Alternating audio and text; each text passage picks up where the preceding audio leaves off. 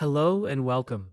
Today I want to slow things down and talk about Søren Kierkegaard, not as a theologian in the narrow sense, and not as a gloomy eccentric caricature, but as one of the sharpest observers of what it feels like to be human from the inside. Kierkegaard is not interested in systems that explain the world from above. He is interested in how it feels to live inside a single human life, making choices, avoiding choices, suffering consequences, and trying to construct meaning while knowing, somewhere deep down, that time is running out. His famous idea of the three stages of life, the aesthetic, the ethical, and the religious, is not a ladder you climb once and finish. It is a psychological map of recurring ways humans relate to existence itself. Kierkegaard begins with what he calls the aesthetic stage. This is not about art galleries or refined taste. It is about living for immediacy. The aesthetic person lives in the present moment, guided by pleasure, interest, stimulation, novelty, and avoidance of boredom.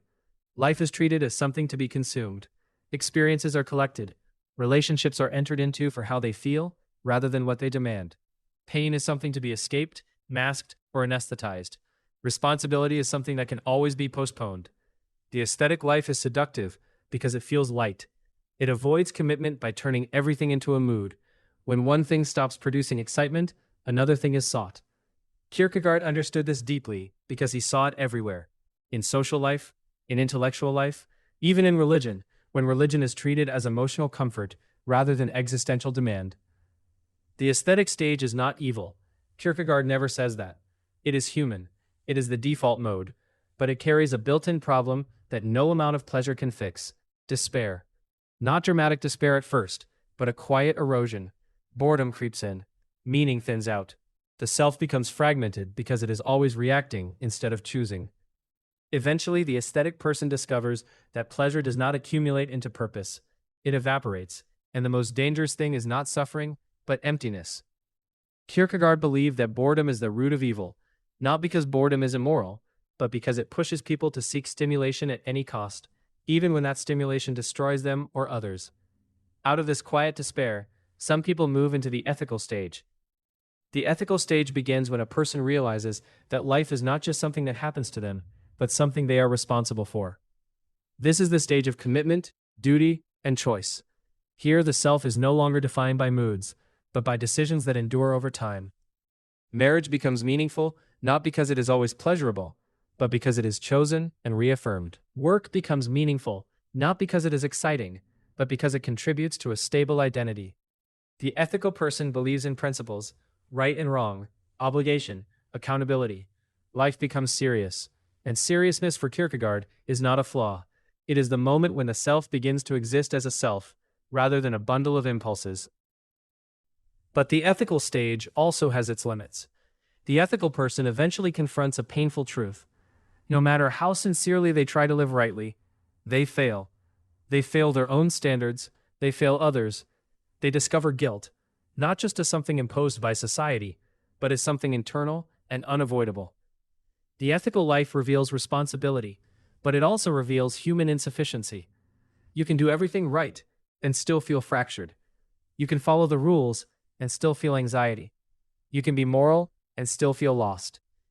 The ethical stage produces a strong self, but it also produces a heavy one. And for some people, that weight becomes unbearable. This is where Kierkegaard introduces the religious stage, which is also the most misunderstood. It is often reduced to belief in God, doctrine, or ritual. But Kierkegaard is not talking about religion as social identity or theological correctness. He is talking about a radical shift in how a person relates to reality itself. In the religious stage, the individual stops trying to master existence through pleasure or through moral control. They stop demanding that life justify itself on their terms. Instead, they accept reality as it is, including its absurdity, its suffering, its contradictions, and its limits. When you say that the religious stage means stopping questions and accepting reality as it is, you are very close to Kierkegaard's core insight.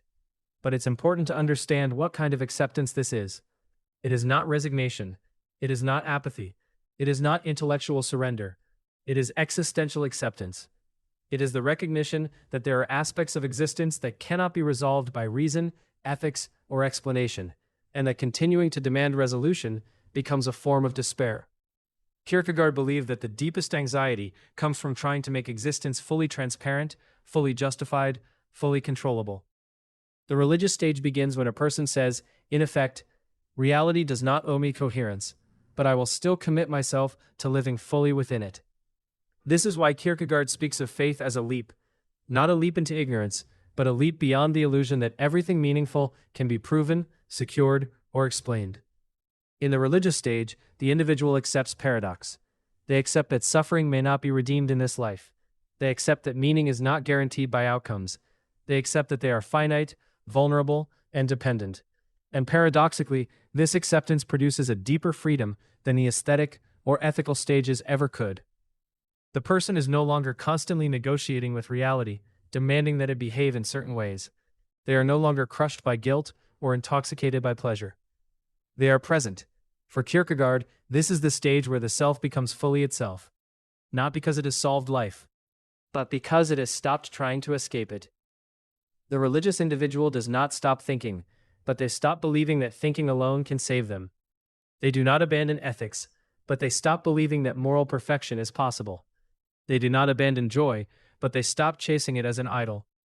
Instead, they stand in reality without illusions. That is why Kierkegaard calls this stage inward, solitary, and deeply personal. It cannot be institutionalized without being distorted. The moment faith becomes a social performance, it collapses back into aesthetics or ethics. One of Kierkegaard's most unsettling insights is that you can move backward between these stages. You can be ethically committed and suddenly flee back into aesthetic distraction. You can speak religious language while living aesthetically. You can perform morality to avoid faith. These stages are not historical eras or personality types. They are existential positions that every human revisits under pressure. And Kierkegaard believed that modern society, with its constant stimulation and avoidance of silence, aggressively pushes people to remain in the aesthetic stage while convincing them they are free. What makes Kierkegaard feel so contemporary is that he is not warning us about external tyranny. He is warning us about internal evasion. He sees humans as experts at avoiding themselves. Pleasure, rules, ideology, even religion can all become ways of not facing existence as it actually is. The religious stage, in his sense, is the courage to stand still without guarantees, to stop asking reality to justify itself, to accept finitude without despair, to live as a single individual rather than as a role, a consumer, or a moral project. Kierkegaard does not promise that this makes life easier. In many ways, it makes it harder, but it makes it honest. And for him, honesty is the only ground on which a human life can actually stand. The aesthetic life distracts, the ethical life organizes, the religious life reconciles, not by solving the contradictions of existence, but by accepting them without fleeing. That is not certainty.